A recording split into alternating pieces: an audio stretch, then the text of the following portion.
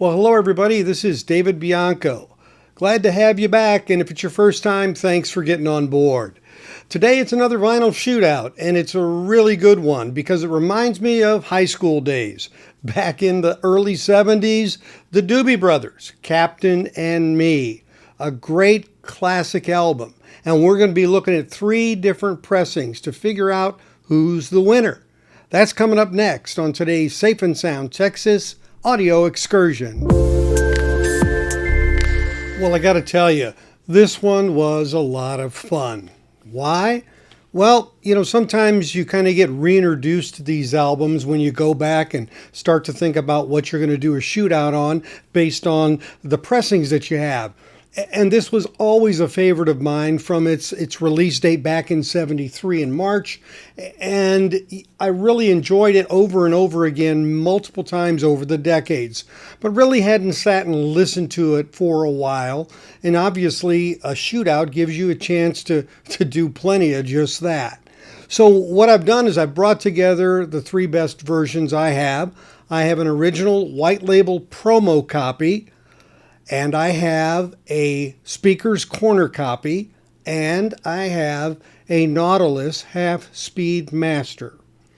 So these are the ones that I put down and have been listening to and doing quick A/B comparisons as I play them side by side and am able to do that. It certainly makes it a lot easier than just trying to go from memory, doing it on one turntable. I can assure you that. The good news is, in a lot of ways, all 3 sound great.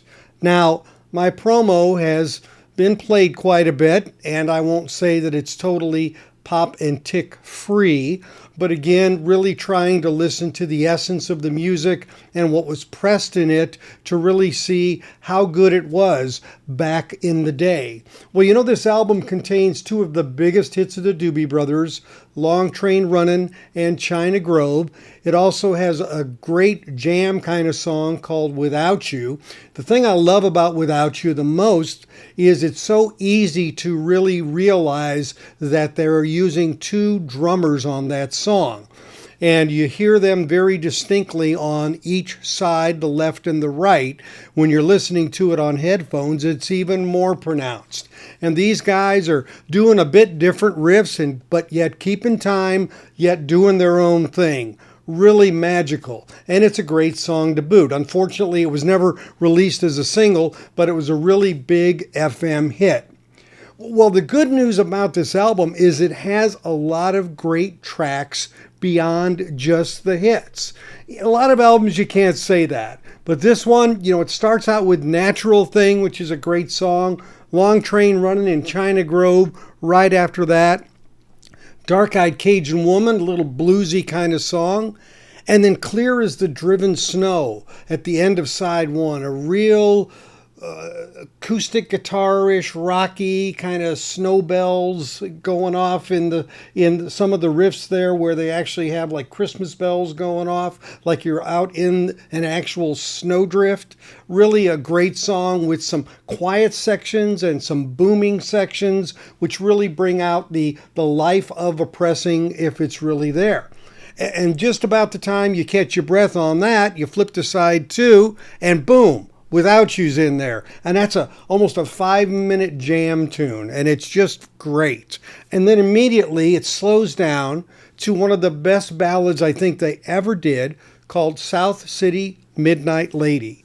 And it's just, it's just a really natural song, great acoustic guitars, great nuance, really well recorded, and just gives you the ability to pick up some real nuances in the recording, and the differences between the pressings become a little more apparent in a song like that. And then they get a little bit rockish with Evil Woman, not the ELO song. This is a little more rompous than that. Then they get busted down around Old Connolly Corners, and that's a little bit kind of a different variation of a bluesy kind of tune that Pat Simmons put down for him. And then Ukiah, which is a tribute to the city in California called Ukiah. I thought that would have made a great single, but they never released it. And then it ends up with The Captain and Me, the title track. So really a lot of variation in this record in terms of different kind of sounds, some slower, a lot faster, great instrumentation, and a great recording right from the start. So, the promo copy, the white label promo, well, it was the first pressing coming out, obviously, to get these to the radio stations, and this baby sounds fabulous. They also were pressing this, of course, on the green Warner label at the time, and then it transitioned into the Burbank Palm Tree label after that. But this just sounds just right. Now, of course, as I said, mine's a little bit worn, but it's really got the great lows that you can grab, and it's also got just enough brightness, and the mid-ranges are right where you want them, a little bit forward, and everything here really just gels. It was really well done, and I really find that this, if you can get an early press that's clean, it really is a treat. There's no doubt about it. But sometimes finding one of those isn't always that easy. Now, I'm not saying that this album isn't out there a lot in the wild. It is. But getting a good clean copy that hasn't been played a lot, like mine has been played a lot, well, that's not always as easy. So the next pressing I had gotten back in the day for $16.95 was the Nautilus Half-Speed Master. Okay, and this they put on the Palm Tree label. And again, this is a half-speed master. It was limited edition at the time. They were competing with MoFi or MFSL at the time, Mobile Fidelity Sound Labs. And they did very solid work with Jack Hunt doing most of the cutting for them and mastering. And this really does sound really great. The thing about this one is, in my estimation, it doesn't quite give you the bottom end that the OG does. And the top end is just a tad brighter, just a tad more. And so it's a little bit distracting in that way because it kind of overtakes you a bit. And then when you're listening for the low or trying to feel the low, you're really straining and it's not quite there. So this one actually, in my opinion, comes in last in mine. Even though it sounds good, it's solid, it's clean, it's a good pressing, it's a quiet vinyl.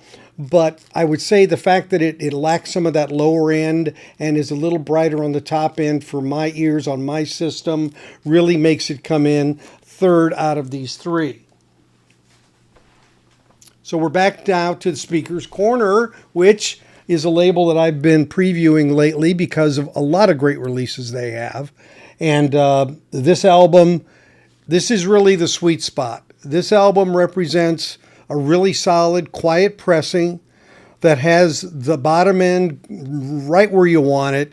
It has the voices right where you want them, and the highs are just where they need to be, not too bright, not muffled. So it's a lot like the OG, actually, a lot like it. The thing about it is, of course, it's quieter. It's not as worn because it's newer. And so, I would say if you want a short trip to get the best pressing without having to worry about it, go on. I would imagine Acoustic Sounds has this. Analog Productions site has this. And I think these are going for, well, at the time I got it, these were 35. I think they're 45 now. But this is a great pressing. And it is a good, solid vinyl, and it sounds wonderful. It is very much a tie for me between these two. The thing about this, the OG, of course, is it's really hard to get one like that. And so I say to myself, if I had to give up these and only have one, which one would it be? That's kind of how I'm going to say it. Now, to me, the promo is really special because it's a white label. And I've had it since the early days. And for me, there's a lot of nostalgia in this record. But I also realized how much I had played it. And, the pops and the ticks were getting a little bit annoying. And I really then enjoyed the clarity of the Speaker's Corner and the quietness and the fact that it was like new. So if I had to only have one on that desert island, I would take the speaker's corner. Now, again, that's a matter of the fact that this one is a little bit bright, and for me, it doesn't have enough bottom end. And of course, the OG is worn on my side.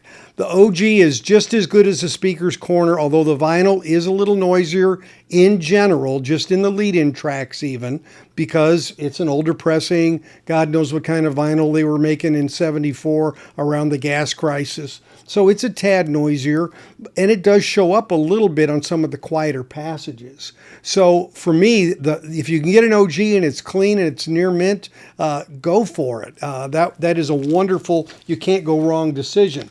But if you want, like I said, to get to a great copy of it that sounds just as good as the OG and definitely is brand new, then the speaker's corner to me is the way to go. They did a fabulous job on this album.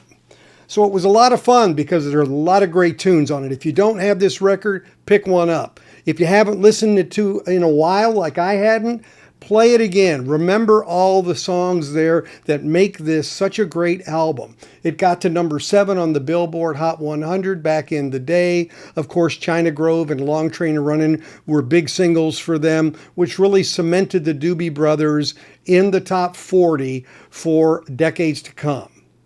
So again, thanks as always for watching. If you haven't subscribed, please press on the bell below and select the all option for notifications. A like or thumbs up is appreciated. With comments, I always love to see those and respond. So again, I thank you for joining in on this vinyl shootout, and we'll catch you next time at our next Safe and Sound Texas audio excursion. Take care, everybody.